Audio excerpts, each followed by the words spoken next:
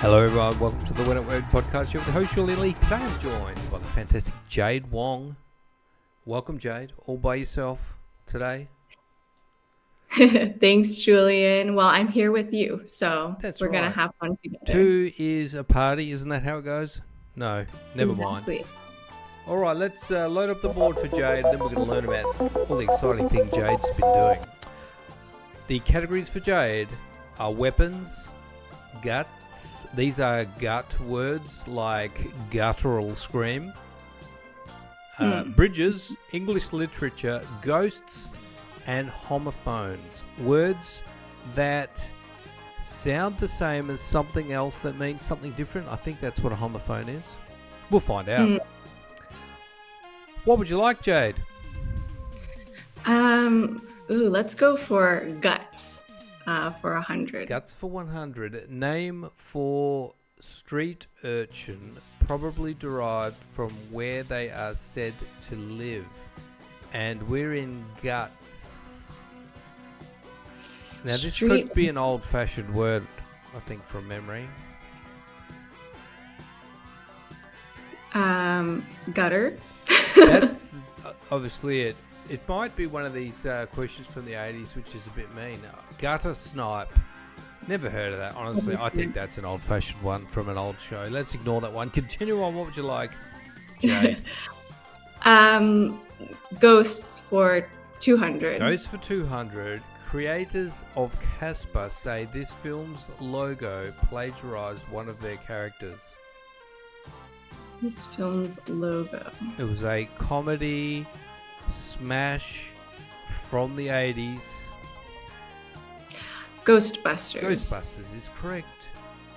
Well done, Jade. I should call you. Never mind, film expert. Anyway, continue on. I'll stop with the dad jokes. What would you like next? I do love dad jokes, so feel free. Good. Now you've told me. English literature for 300. English literature for 300. Poet, 200. Poet who relived his boyhood in A Child's Christmas in Wales. Never heard of it. Me neither. I don't know why I picked this category. Did you do English lit at school? I don't think it was a focus on English lit. It was just... Oh, we have a subject called English lit, all about books in high school here, but might be different in the States. Anyway, the answer is Dylan Thomas. That was a bad question. Don't worry about it. Don't feel bad. What would you like next? Let's go to bridges. Bridges. Assuming 100. 100, yes. Are you East Coast or West Coast? I'm West Coast. Okay, this might be tough. It connects the three boroughs of Manhattan, Queens, and the Bronx. Actually, I know there's a famous bridge in New York. I know that one. Well, there's actually more than one bridge. There's a few big bridges. It's a big place. Yeah. It's definitely not the Brooklyn Bridge. Oh, that's the only one I know. Okay. Same. All right, let's take a look. It is the Triborough Bridge. Triborough. Three boroughs. Gotcha. Makes sense. What would you like next? Let's go homophones 100. Homophones for 100. Achilles died because his wound here would not do this. Wound here. What's Achilles associated with? With the heel. Is that a possible homophone? Heel. Heel is correct. Heel. Thanks for the help. No worries. What would you like next? Let's go to weapons for 100. Weapons for 100. Weapon Dorothy used to kill the Wicked Witch of the West. Ooh. What did she use? Now, I've never seen this movie. I've seen bits of it, and my wife can't believe I've never seen it. I know there's shoes involved. There was some smoke involved. Was there an apple? I don't know. I haven't seen the movie either. But I should now that I'm thinking about it. The answer is water. So we are both bad Oh, because we yes, don't because know. she melted. She melted, allergic to water. Interesting. What would you like next? Also weapons for 200. Weapons for 200, 21 or a thug's bludgeon. 21 or I don't know 21. this one. It's like something for hitting people with. It's a blackjack. 21. So they call a blackjack a bludgeon. Yeah, pretty obscure. Not sure about that one. We'll do a couple more. We'll wrap it up. Sounds good. Yeah, maybe homophones for, let's just go 500. 500, go big. Emotional state of a cow who bellowed. Bellowed.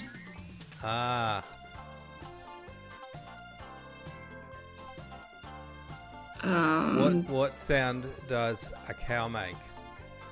Usually? Moo. And what emotional state would that be? What would a cow that did that sound in the past tense, what would you call it? Oh, mood. Mood. There we go. Well done. All right, we'll do one more. It's a bit hard, but there's only one person. Let's go for a good one.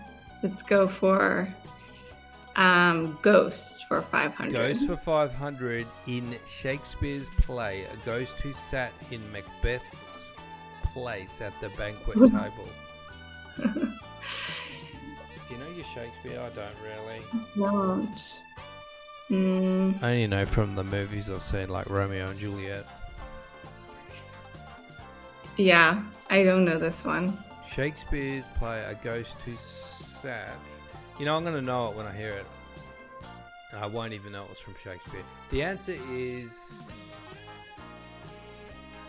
Banquo. No, I won't know it. Didn't know that one.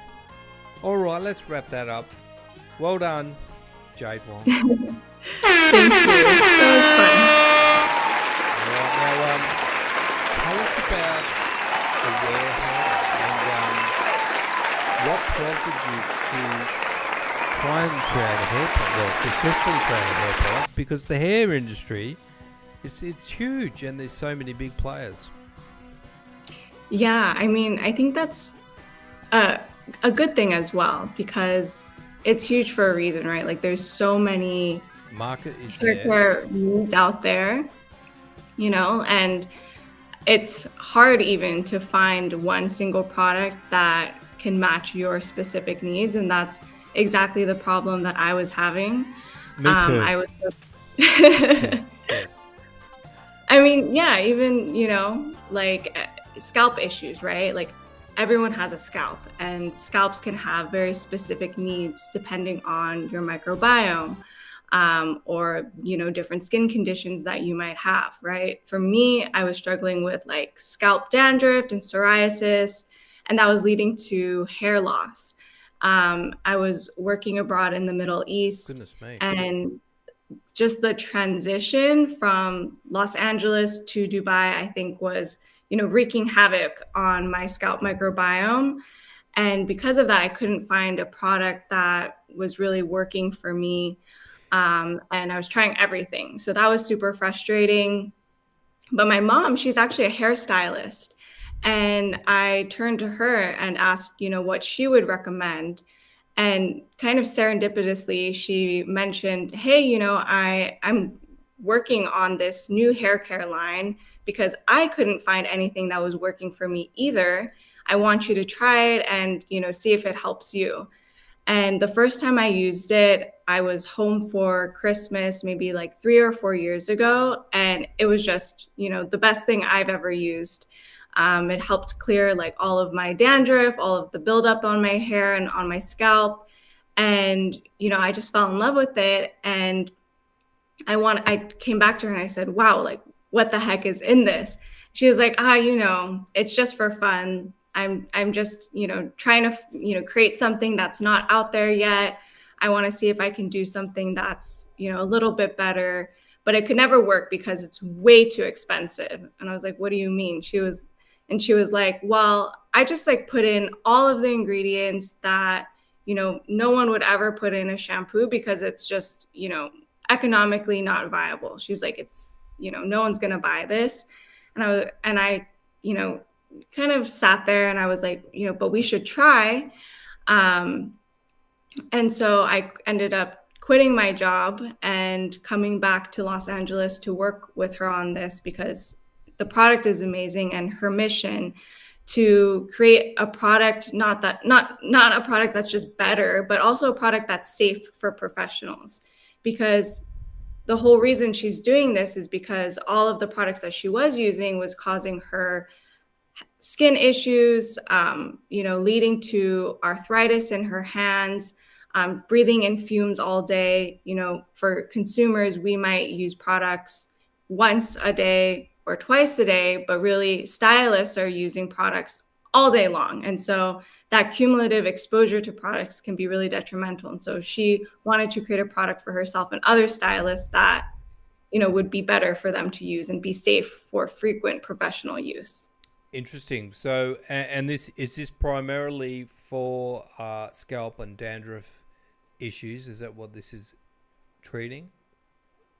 So it's not specific to scalp and dandruff. It's, kind of a holistic solution to hair health, but that includes the scalp, right? Because that's the most important foundation for healthy hair. So we have a lot of really scalp-loving ingredients in the product, but also hair-loving ingredients like humectants, which help keep in moisture for the hair, shine ingredients to help bring out like lustrous hair, because everyone wants shiny hair. But really at the foundation of it is scalp health and helping people have a healthy scalp. And kind of by default, which is something that surprised me, we're able to help some of the scalp issues like dandruff through those more kind of natural scalp loving ingredients. So is it the primary differentiation of this is that it's kind of a natural product that works, that is good for sensitive people? Yeah, exactly. So it's a really strong focus on really good quality ingredients. That includes, what's not in there. So we've taken out anything that's harmful, any sulfates, parabens, phthalates, no synthetic fragrance. It's 100% natural fragrance, which is 20 times more expensive than synthetic fragrance. But because we believe it's really important, because actually, I don't know if you knew this, but any product with the word fragrance is considered trade secret. So companies don't have to disclose what's in that ingredient. So more than 3,000 different chemicals, different contaminants could be in the word fragrance. So we've taken that out completely and replaced it with natural fragrance, which has very strict requirements for even what can go inside. Natural fragrance, I think it's, at the scale of 10 times less of what can be in a synthetic fragrance. So it's really, that strong focus on product and quality ingredients. And, I think something else that differentiates us a little bit as well is kind of the business aspect of it. Because my mom's a professional stylist, she wants something that is exclusive to salons and can't be sold anywhere else, like Amazon, for example, because she's noticed, clients, if they ask for a recommendation, they'll be sitting in her chair. She'll recommend something to them, tell them everything about it, educate them on why it's good for their hair, how they should use it specifically for their needs. And then they look on their phone right in front of her and then buy it on Amazon. And that's very frustrating for a professional stylist because it's technically part of their income. If they purchase something from you, they get some commission, right? And they should, because it's part of education. And so what she's trying to do here is make a product exclusive to stylists that only they can sell to their customers if they properly educate them about it. Yes, that's a good idea because it also helps with the exclusivity of it and allows you to because it's an expensive, slightly more expensive product. But this comes with some challenges. How, if you're not going to be able to pop it on Amazon, how do you go about selling it and getting stylists to use it? Yeah. So I think it's that trade-off between, growing fast and kind of staying true and authentic to our mission. And so even if we grow a little bit slower by directly going to salons, and we're starting here in Los Angeles, which is honestly a great market to be in because there's over 6,000 salons just in greater LA proper, which is insane, right? 6,000 salons. Yeah. And we're growing a bit more intentionally. We have a very specific salon, that type of salon that we're looking for, salons that do want to carry a more natural product, a more luxurious product, for their clientele who does care about the ingredients that are in there. So right now it's primarily through word of mouth, but also direct sales for those salons we've identified, who match kind of the ideal, I guess, persona that we're looking for in terms of, the different characteristics of those salons. So like you're saying, it's a trade-off for sure, because on Amazon, just anyone can buy it and you grow a lot more quickly, but I don't think that's authentic to our mission. It's the right strategy. I mean, what do I know? But it seems like the right strategy because and LA and some places like Melbourne here, there's a strong demand for quality stuff, stylish stuff, and amongst hair salons, there's a lot of them catering to the higher end. So it's definitely and LA seems like a good place for it. And you talked about another issue that the stylist has is that they're also trying to make an income, while at the same time, hopefully, they want to sell really good products. How does this solve that? Do they earn a good commission for selling this? Exactly. Yeah. So another part of what we're trying to do is encourage salons to pay that commission to their stylists. And so something that's changed over the past 20 years in especially the professional hair and salon industry is that a lot of salons have removed or taken away retail commission, because They're getting more franchisey, McDonald'sy type thing. exactly, more franchises, more kind of chain salons and things like that. And, because stylists don't really want to sell anymore because clients can just buy it on Amazon or, elsewhere at a cheaper price. So a lot of times stylists don't want to even, waste their time in a sense of, yeah, if you're just going to buy it from somewhere else, like, I'm not going to be incentivized to sell it to you. So, I mean, there's like competing incentives here, right? I mean, stylists don't want to sell, and then, salons want to increase their income, but if their stylists aren't going to be selling, then they don't want to pay them any commission. And so they're kind of at two ends. And so what we're trying to do is come in and provide incentives for them to sell our product. But it's not really selling, it's more educating. We want them to use the product on their clients. And if their clients have a good experience, educate them on why it's the right fit for them. And then, of course, compensate them fairly. And how is the best way for you to get hairstylists on board? Do you tell them to use it themselves, or do you give them a free sample? What do you do? Yeah, so I mean, having the stylist love the product is table stakes, really. Like, I mean, if they don't like it, then they won't want to use it in service. And so really it comes down to product quality, product performance, and effectiveness. And if they love it, then they'll want to recommend it. It's just like, me and you, if you love something, you want to tell somebody else about it, someone that you love, someone that is your friend.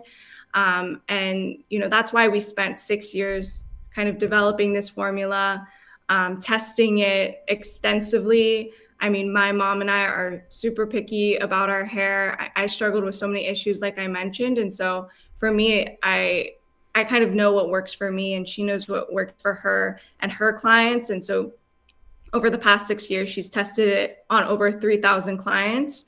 And because of all of that feedback, we've been able to make so many improvements to the product where virtually like there's no one who has a complaint because we've already implemented it into the final product. Yeah, that's really lucky that you've got your mum there, because that type of feedback would cost you an absolute fortune to test out on people, and you can just unleash mum in the salon with it and get all of that data. That's really interesting. And who does all of the? Are you visiting salons? How many salons have you visited in LA so far? Do you know? So, yeah, we're just about to kind of launch in the sense that we started with a small pilot batch of salons in Los Angeles. So right now we're in about 10 salons and testing with them just to see if, beyond my mom's salons, if this can work for other people and if it is working. And we've just validated that. So we're expanding out into the greater Los Angeles area. And so our goal is for the next year to reach 200 salons. And so, yeah, that's our main focus for this year is expanding that reach to more salons. Like I said, going, door to door in some sense of like the salons that we know are maybe a good fit for us. Yeah. And then also word of mouth has been incredible of just because the stylist community is very small, even though it's huge. People talk to their friends, recommend products to each other. And so we've had salons reach out to us because they've heard it from a friend. Yeah, I can imagine when they like something, they really go for it and tell everybody about it. And they're interested to hear about new products all the time. And so are you out there pounding the pavements of LA doing this, or have you got a sales team, sales rep? Yeah, I mean, I'm out there as well. I'm not a stylist, but I grew up in the salon, so I feel very close to it. I love talking to stylists, to salon owners, and really understanding their problems and their specific needs. And so, I go out there. Our team is small but mighty, and we all go out there, and we have some stylists who have just really taken this on and love it and just want to share it, and some of our customers as well, which is kind of crazy to me. Like we have a few customers who just fell in love with the product, and they've sent it to their friends and family all over the country, here in the US, and they've asked them to give it to their stylists. And so it's been just, yeah, I mean, incredible, like how much people who, when they love your product, they just want to help you get the word out. Yeah, that's awesome. Well, very interesting. That's called Aware Hair, Jade Wong. You can get that in some salons in LA. Have you got any areas in particular if people want to go talk to somebody and try it out? Yeah, so right now, if you're in LA, specific neighborhoods would be Pasadena, Beverly Hills, and then the Hollywood area. But hopefully that will expand to much greater Los Angeles as well. And we also have a website. So it is available there. Oh, you can get it on the website direct from you. Yes, you can. So it's only salons and then direct from us from you. because right Yeah. now we're serving other states besides LA where we don't have a presence. And so we want to make that available to especially people who want to send it to friends and family as well. Excellent. Well, the URL's in the show notes. Thank you for telling us about that, and good luck this year. It's going to be a big year for Aware Hair. Thanks, Jade. Thank you, Julian. So nice talking to you. You too. Well, thanks everyone. I'm going to wrap things up now. See you next time. Bye.